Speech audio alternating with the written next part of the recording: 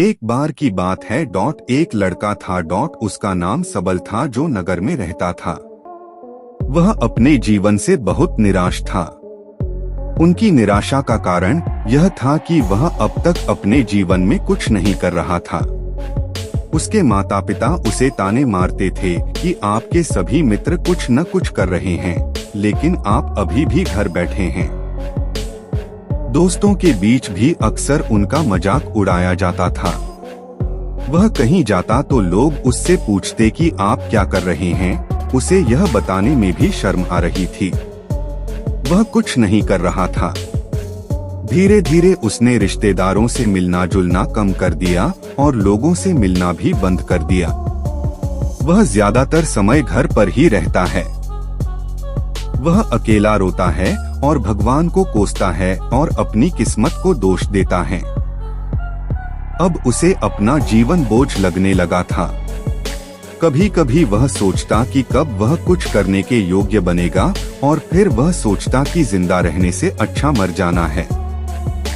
एक दिन वह अपने नगर की एक गली से गुजर रहा था।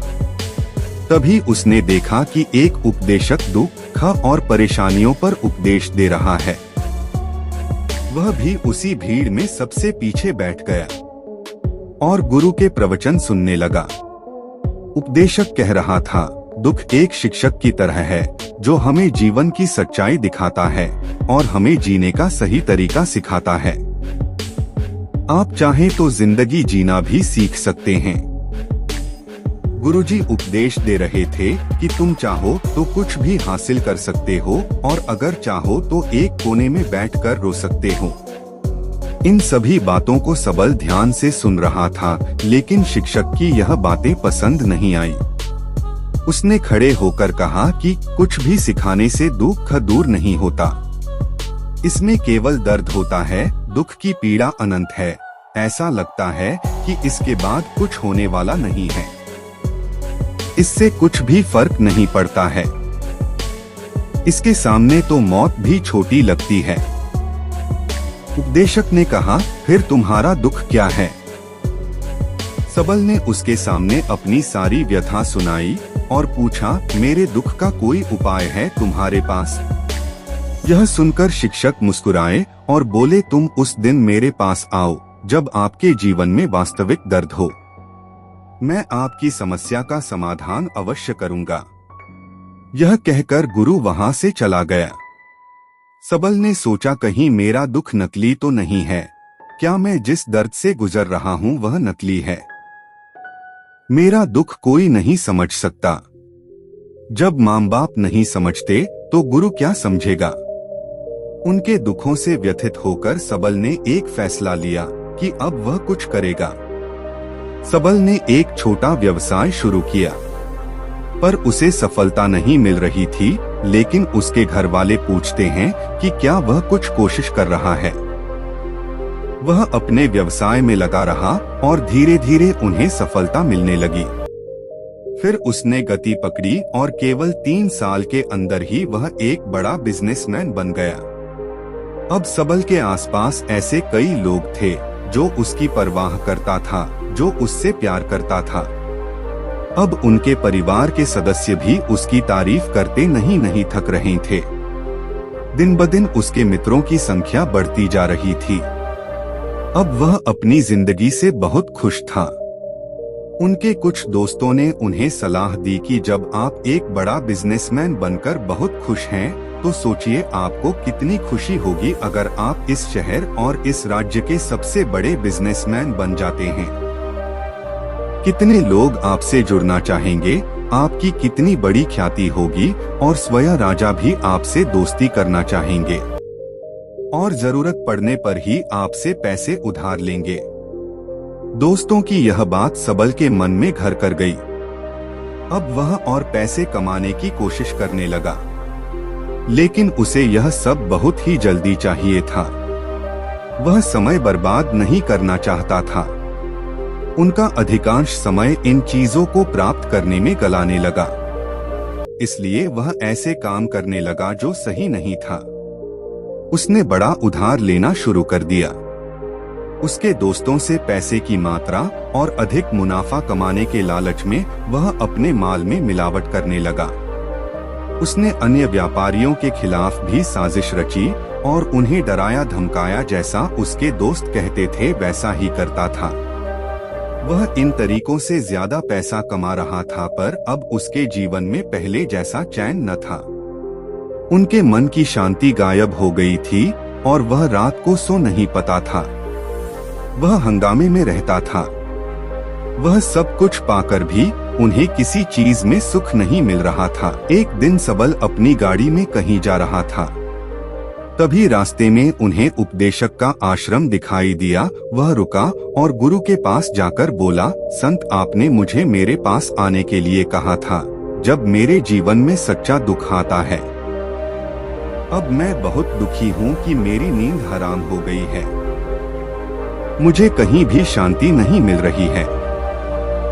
इस प्रकार सबल ने अपनी सारी समस्याएं गुरु को बता दी। गुरु ने कहा, जब तुम पहली बार मुझसे मिलने आए थे तब भी तुम किसी दुख में थे। आपने उस दर्द से क्या सीखा?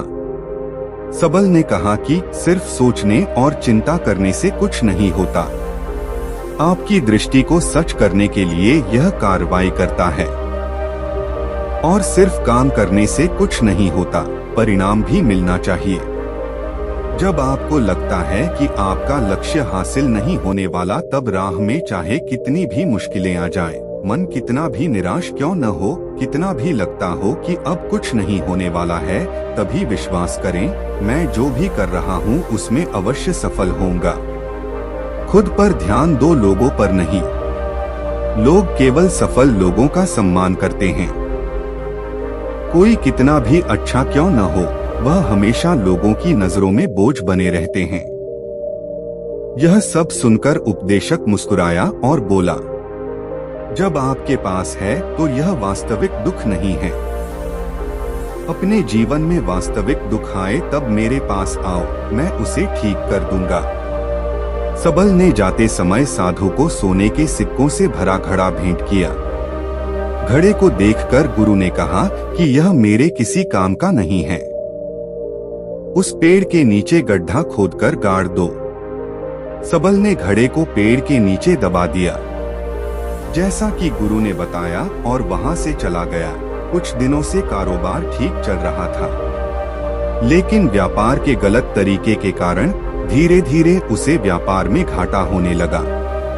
उसकी सारी दौलत धीरे धीरे खत्म होने लगी और एक दिन ऐसा भी आया जब उसके पास कुछ भी नहीं बचा और उस पर कर्ज का बोझ चढ़ गया था, परंतु वह निश्चिंत था, क्योंकि उसने अपना सारा कर्ज अपने दोस्तों से लिया था।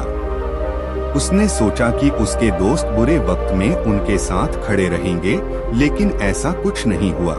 जैसे ही बुरा वक्त आया, दोस्त पहले उससे कर्ज मांगने लगे।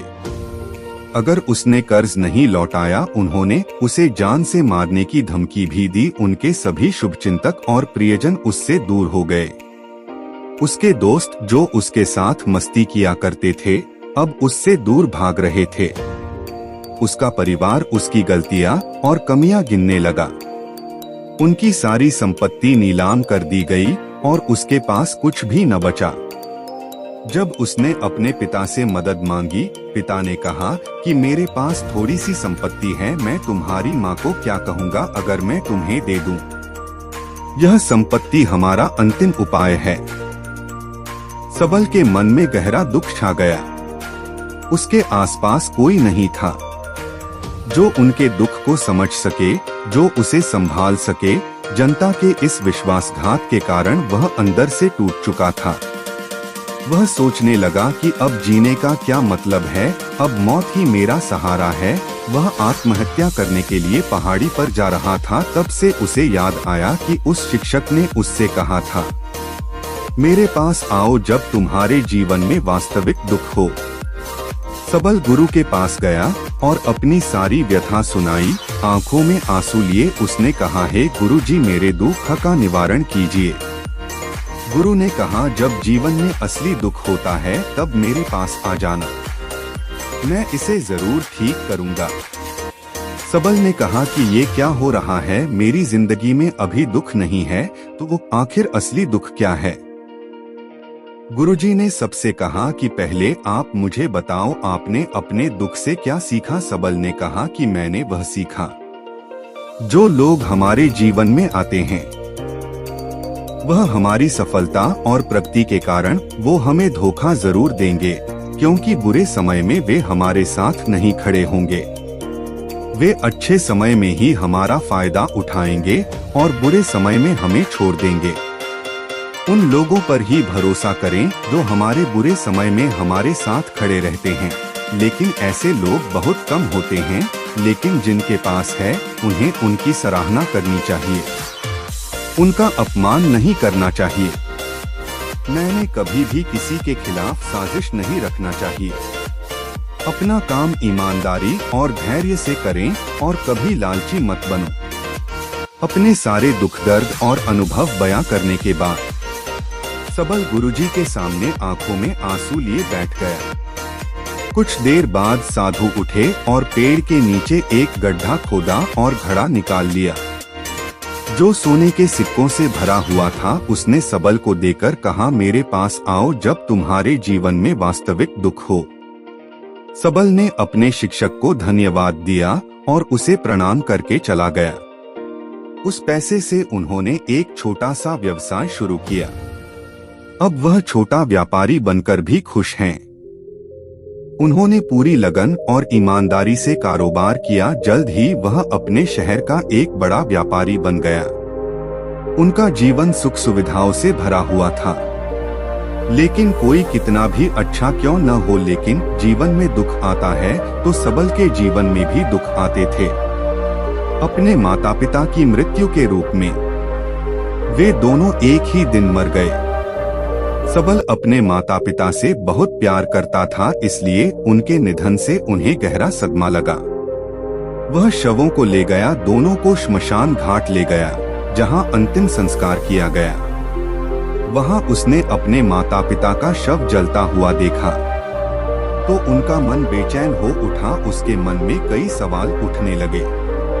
वह घर वापस आ गया, इसलिए उसने अपने माता पिता के घर और संपत्ति को देखा जिसके लिए उनके पिता हमेशा लड़ते रहे। आज जो छूटा पड़ा है, जिन्होंने इसकी देखभाल की, इसके लिए लड़ने वाले इस दुनिया से चले गए। उसके पिता ने जो कुछ कमाया वह सब यहीं रह गया। एक दिन पहले तक उसके पिता मारपीट करते थे किसी के साथ उसकी संपत्ति के लिए। आज वो खुद इस दुनिया से चले गए। उसका मन ऐसे अनेक विचारों के बवंडर में था। वह अंदर से अकेला और डरा हुआ महसूस कर रहा था।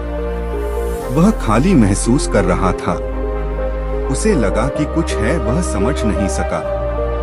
इसलिए वह गुरु के पास गया। उसे देखकर गुरुजी ने कहा, क्या जीवन में कोई दुख है?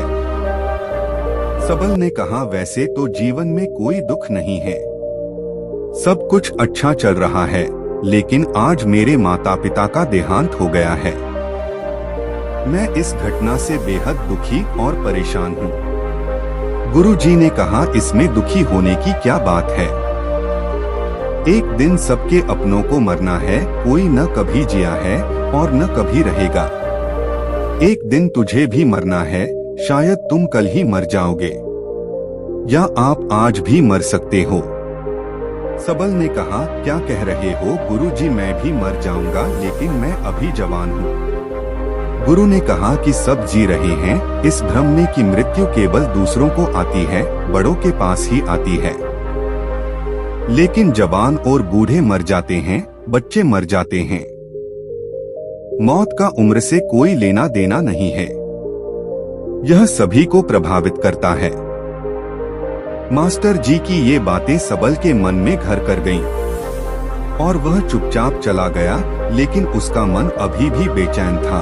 वह खाली महसूस कर रहा था। वह सारा दिन अपने बारे में ही सोचता रहा कि वह कौन है, वह इस दुनिया में क्यों आया है, क्या जीवन का लक्ष्य केवल चीजों को खाना और मरना है? ऐसे कई सवाल उसके दिमाग में लगातार उठ रहे थे। लेकिन उन्हें अपने किसी भी सवाल का जवाब नहीं मिल रहा था और उसका दुख दिन प्रतिदिन बढ़ता ही जा रहा था। इसलिए कुछ दिन बाद वह फिर से गुरुजी के पास पहुंचा और बोला, हे स्वामी, मैं बहुत दुखी हूँ क्योंकि मैं यह नहीं जान पा रहा हूँ कि मैं कौन हूँ और मैं इस दुनिया में क्यों आया। यह सुनकर गुरुजी मुस्कुराए और बोले, आज आपके जीवन में पहली बार सच्चा दुख उत्पन्न हो गया है। यह वास्तव में दुख कहलाने के लायक है। हम नहीं जानते कि हम कौन हैं, हम क्यों आए हैं, क्या करें, कैसे करना है। सबल ने अपने गुरु से कहा कि उसकी दुर्दशा दूर करो। गुरु ने कहा कि हम सभी इंसान हैं, जीवन भर संग्रह करते रहते हैं। सबल ने कहा कि सभी इंसान जीवन भर धन, सम्मान, परिवार, प्रतिष्ठा, मित्र, शत्रु आदि जमा करता है। गुरु ने पूछा, क्या हम एकत्रित की गई चीजों में से कुछ भी अपने साथ ले जा सकते हैं? सबल ने कहा, कोई भी इंसान अपने साथ कुछ भी नहीं ले जा सकता, वह सिर्फ अकेला ही जाता है। मेरे माता पिता भी अपने साथ कुछ भी नहीं लेकर गए, सब कुछ धन संपत्ति वैभव सब कुछ यहाँ पर छोड़ कर गए। शिक्षक ने कहा, अब मेरी बात ध्यान से सुनो, इस संसार में हमें जो संग्रह करना चाहिए वह हम नहीं करते, चीजें हमारे सामने होती हैं लेकिन हम उन्हें देखने की कोशिश नहीं करते। हमें इस दुनिया में जो कुछ भी इकट्ठा करना है वह हम खुद हैं, हमें खुद को जुटाना होगा ताकि जब हम मरें तो हम एकजुट हो सकें और खुद को पहचानने में सक्षम होने के लिए। हम अंदर बंटे हुए हैं, हम प्यार, नफरत, गुस्सा, ईर्ष्या में बंटे हुए हैं। क्रूरता, धन, स्थिति, प्रतिष्ठा, सम्मान, पहचान, धर्म, जाति, सैकड़ों हजारों ऐसी चीजों और इच्छाओं में हम विभाजित हैं और टुकड़ों में जीवन जी रहे हैं। इस विभाजन के कारण हमारी चेतना कभी एक नहीं हो सकती। हमारी चेतना शक्ति बिखरी हुई है, इसलिए हमारे पास इतना समय नहीं है, इतनी ऊर्जा नहीं कि हम मुड़ सकते हैं और अपने भीतर देख सकते हैं। वास्तव में धन, सम्मान और सुविधाओं का अभाव, लोग इसे दुख समझते हैं और जीवन भर के लिए जो दुख कहकर रोते रहते हैं और समाधान खोजने का प्रयास करते रहते हैं, उन्हें अपना समाधान कभी नहीं मिलेगा, क्योंकि जिसे लोग दुख कहते हैं वह वास्तविक दुख नहीं है। यह सिर्फ एक आदमी की इच्छा है, उसकी इच्छा कभी पूरी नहीं होती, इसीलिए व्यक्ति को कभी उनके प्रश्नों का समाधान नहीं मिलता। इसलिए इन सब से परे, यदि आप अपने दुखों का अंतिम समाधान चाहते हैं तो सबसे पहले खुद को समेटो। इस दुनिया से अपनी ऊर्जा वापस ले लो और इकट्ठा करो। अपने आप पर ध्यान केंद्रित करो, स्वयं पर ध्यान दो। अपने मृत्यु से पहले अपने आप को जानने की कोशिश करो, बिखरो मत। सबल ने कहा, तो गुरुजी, क्या हम इस संसार को छोड़ दें? हमारी सभी इच्छाओं को मार देना चाहिए, किसी से प्रेम नहीं करना चाहिए, धन संग्रह नहीं करना चाहिए, सम्मान की आशा छोड़ देनी चाहिए। शिक्षक ने कहा कि भावनाओं और इच्छाओं ऐसे बिखरे हुए मनुष्य में से निकल आ, जैसे कोई पत्थर पहाड़ से गिरे जिस पर पर्वत का कोई वश नहीं है सिवाय देखने के। परेशान होना और कुछ खोना, वैसे ही बिखरे हुए मनुष्य की इच्छाएं बेकाबू और दर्दनाक हैं। उसका अनियंत्रित मन इच्छा करता रहता है और कल्पना करता रहता है और यह दुख देता है। लेकिन जब एक व्यक्ति अपने मन को एकत्र करता है तो वह जो कुछ भी करता है वह उसके नियंत्रण में होता है। फिर उसकी इच्छा से इच्छाएं भी उत्पन्न होती हैं। सबल ने कहा कि आपने मेरे असली दुख का समाधान कर दिया, आपका बहुत बहुत धन्यवाद। अब से मैं खुद को समेटने, खुद को तराशने की कोशिश करूंगा। गुरुजी ने कहा कि मानव शरीर में बहुत ऊर्जा और शक्ति है, लेकिन यह फालतू के कामों में बंटा हुआ है, बेकार की बातों में लगा हुआ है।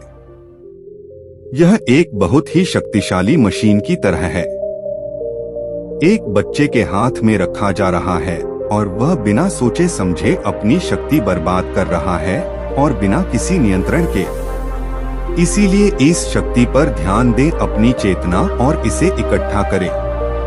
सबल को अपने प्रश्नों का उत्तर मिल गया।